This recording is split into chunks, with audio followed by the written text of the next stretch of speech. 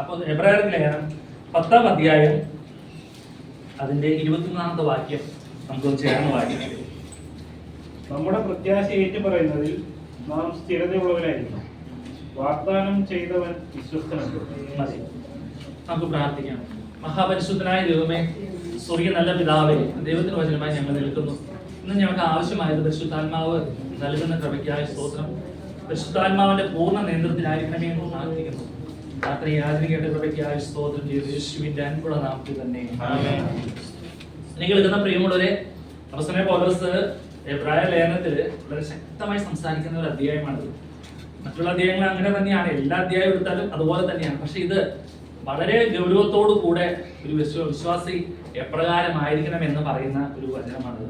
ഇവിടെ പറയുകയാണ്, പ്രത്യാശയുടെ സ്വീകാരം നാം മുറുകെ പിടിച്ചുകൊള്ളണം. വാഗ്ദത്തം ചെയ്തവൻ വിശ്വസ്തനല്ലോ. നോക്കണേ, നമുക്കൊരു പ്രത്യാശ ലഭിച്ചിട്ടുണ്ട്, അല്ലെ? ഒരു പ്രത്യാശ ലഭിച്ചിട്ടുണ്ട്. ആ പ്രത്യാശയുടെ സ്വീകാര്യം നാം മുറുകെ പിടിക്കണം. ഒരു കാലത്ത് ആ പ്രത്യാശ ഇല്ലാതിരുന്ന സമയത്ത് നമ്മുടെ ജീവിതത്തിൽ എങ്ങനെയായിരുന്നു അനുഭവം എന്ന് അറിയാമോ? നമ്മൾ എങ്ങനെയുള്ളവരായിരുന്നു അറിയാമോ?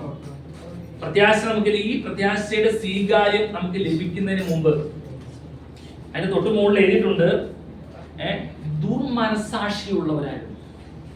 ദുർമനസാക്ഷി.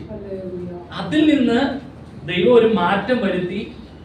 കർത്താവായ യേശു ക്രിസ്തു എനിക്കും നിങ്ങൾക്കും വേണ്ടി കാൽവരിയിൽ പാപയാഗമായി തീർന്ന് ഇന്ന് നാം ദുർമനസാക്ഷി നീങ്ങുമാറ് ഹൃദയങ്ങളിൽ തളിക്കപ്പെട്ടവരും ശുദ്ധജലത്താൽ ശരീരം കഴുകപ്പെട്ടവരുമായി വിശ്വാസത്തിന്റെ പൂർണ്ണ നിശ്ചയം പൂണ്ടിരിക്കുക. ആ ഒരു അനുഭവത്തിലേക്ക് ദൈവം എന്നെ നിങ്ങളെ മാറ്റിയിട്ട് ഉറപ്പിച്ച് പറയുകയാണ്, പ്രത്യാശയുടെ സ്വീകാര്യം നീ എന്ത് ചെയ്യണം? മുറുകെ പിടിച്ചോടണം. അത് നമ്മെ ഉറപ്പിക്കുന്നത് എന്താണ്? വിശ്വാസത്തിന്റെ പൂർണ്ണ നിശ്ചയമാണ്. പ്രത്യാശയുടെ സ്വീകാര്യം എന്നെ നിങ്ങളെ മുറുകെ പിടിപ്പിക്കുന്നത്. എനിക്ക് വിശ്വാസമില്ല എങ്കിൽ എനിക്ക് ഈ പ്രത്യാശയുടെ സ്വീകാര്യം മുറുകെ പിടിക്കാൻ പറ്റുമോ? മുറുകെ പിടിക്കാൻ പറ്റില്ല. വാഗ്ദത്തം ചെയ്തവൻ വിശ്വസ്തനാ. ഇതെല്ലാം ഉറപ്പ് സമ്മതിച്ചു. പക്ഷേ എനിക്ക് വിശ്വാസമില്ല എങ്കിൽ ഇതെങ്ങനെ ഉറപ്പിക്കാൻ സാധിക്കും? ഒരു സമയത്ത് ദുർമനസാക്ഷിയിലായിരുന്നപ്പോൾ നമുക്ക് ഇങ്ങനെ ഒരു കാഴ്ചപ്പാട് ഉണ്ടായിരുന്നോ? ഉണ്ടായിരുന്നില്ല. ദുർമനസാക്ഷിയുടെ പ്രത്യേകത എന്താ? ദോഷകരമായ പ്രവൃത്തികളെ ചെയ്യുകയുള്ളൂ, ദോഷകരമായ പ്രവൃത്തികളെ ചിന്തിക്കുകയുള്ളൂ.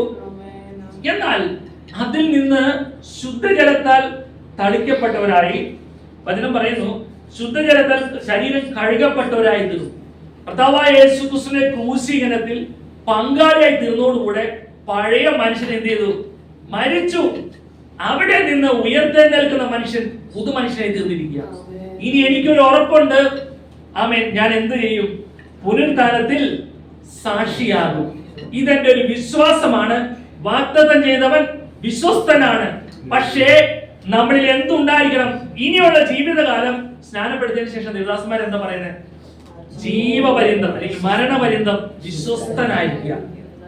ഇത് വിശ്വസ്തനായിരിക്കണം എന്നുണ്ടെങ്കിൽ നമുക്ക് ഉള്ളിന്റെ ഉള്ളിൽ ഒരു വിശ്വാസത്തിന്റെ പൂർണ്ണ നിശ്ചയം വേണ്ടേ?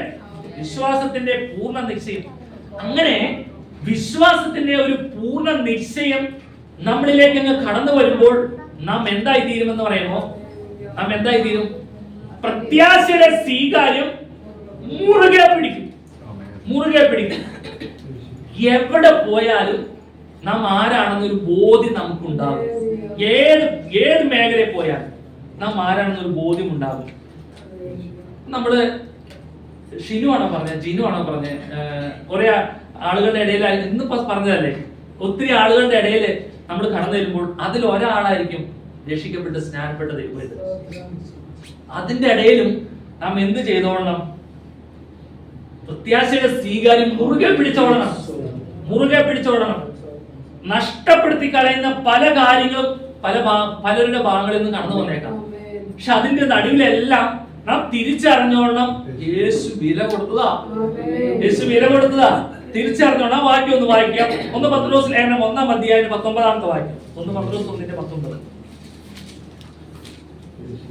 ക്രിസ്തു എന്ന നിർദോഷവും നിഷ്കളങ്കവുമായ കുഞ്ഞാടിന്റെ വിലയേറെ രക്തം കൊണ്ടത്രേ നോക്കിയേ, നമ്മുടെ ജീവിതയാത്രയിൽ ആമേൻ നമ്മെ ദൈവത്തിൽ നിന്ന് അകറ്റുന്ന, നമ്മുടെ പ്രത്യാശയ്ക്ക് കോട്ടം വരുന്ന ഏതെങ്കിലും തരത്തിലുള്ള ചിന്തകൾ ആരെങ്കിലും മുഖാന്തരം കടന്നു വന്നാൽ തിരിച്ചറിഞ്ഞോളം നാം ഇന്ന് ഈ അനുഭവത്തിലായിരിക്കുന്നത് ക്രിസ്തു എന്ന നിർദോഷവും നിഷ്കളവുമായ കുഞ്ഞാടിന്റെ വിലയേറിയ രക്തം കൊണ്ടത്രേ.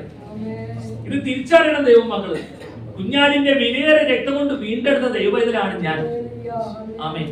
ഇത് മരണപര്യന്തം ഇതിനെ ഞാൻ വിശ്വാസത്തോടെ ആമേൻ അത് തള്ളിക്കളയാതെ അതിനെ ഏറ്റെടുത്തുകൊണ്ട് നാം ജീവിക്കണം.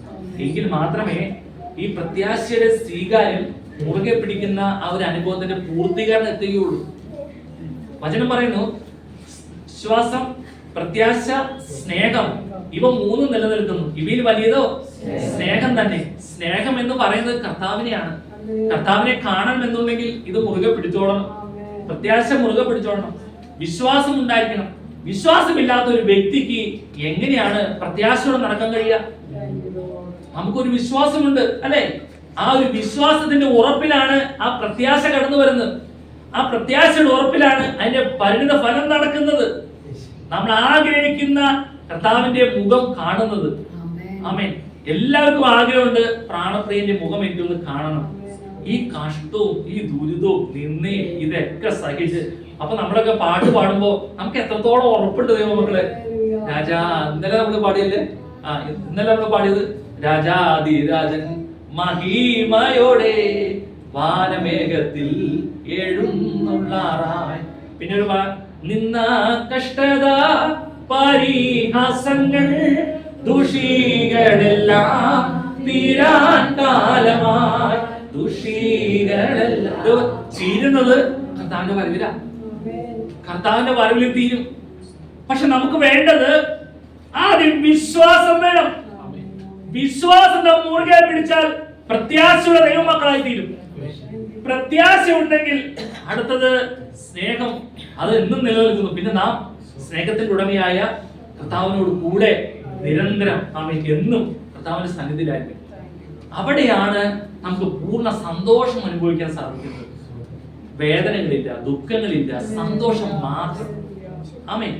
നോക്കണേ, നമുക്ക് പലപ്പോഴും ചില കാര്യങ്ങളോട് ബന്ധത്തിൽ കടന്നു വരുമ്പോൾ ഹല്ലേലൂയ നമ്മുടെ ഉള്ളിലേക്ക് എന്തെങ്കിലും ഒരു ഭാരം പിശാച് കൊണ്ടുവരുന്നുണ്ടെങ്കിൽ ഓൺ ദ സ്പോട്ടിൽ നമുക്ക് എന്ത് ചെയ്യാൻ സാധിച്ചോണം? അതിന്മേൽ ജയമെടുക്കാൻ സാധിച്ചോണം. വേദന കടന്നു വരുമ്പോഴും, ഇതെല്ലാം നമ്മൾ ചിന്തിച്ച വിഷയം അതാണ്. വേദന കടന്നു വരുമ്പോഴും ഭാരങ്ങൾ കടന്നു വരുമ്പോഴും സ്തോത്രം ചെയ്യാൻ സാധിക്കും. ഒരിക്കലും നമുക്ക് ലഭിച്ച പ്രത്യാശയുടെ അത് നഷ്ടപ്പെടുത്തി കളയാതെ അതിന് ഒന്നുകൂടെ ഭാരങ്ങൾ കടന്നു വരുമ്പോൾ നമ്മുടെ പ്രത്യാശ മുറുകണം, പ്രത്യാശ വർദ്ധിക്കണം, വിശ്വാസം വർദ്ധിക്കണം. സാധിക്കാതെ പോകുന്നുണ്ടെങ്കിൽ തിരിച്ചറിഞ്ഞോളണം. നാം നമ്മെ തന്നെ തിരിച്ചറിയാതെ നാം നമ്മിലേക്ക് തന്നെ തിരിഞ്ഞു